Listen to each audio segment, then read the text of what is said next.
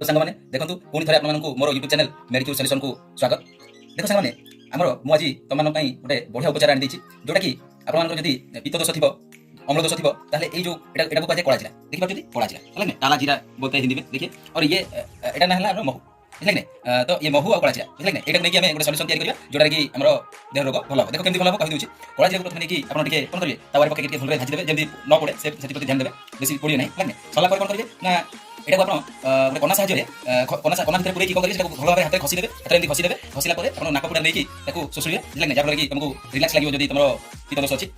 ये तापर कोन करिवो ना जो बड़का जो थिबो तुमरो कोन खसला पर सरीबो सरीबोनी तो जहा बड़का थिबो सेटा सब तुम कोन करिवो चोबेकी खाइ देबो खाइला पर केते दिन एमती कंटिन्यू गोटे तो एमती कंटिन्यू गोटे 7 दिन करंतु आपनरो पित्त दोष टिके आस्ते आस्ते कम कमी पड़ेबो। आ देखंतु ए महू महू कोन करिवे ये तो आपन संध्या समय करिवे आ हमर जो महू नै थिबे सेटा सकाळ कोन करिवे गरम पानी रे ताकू गोटे टिपी खंडे पकाइबे पकेकी ताकू कोन करिवे पीबे आरा चा पिला वाला पीबे देखिबे पूरा आश्वस्ति आपन को लागबे एमंदी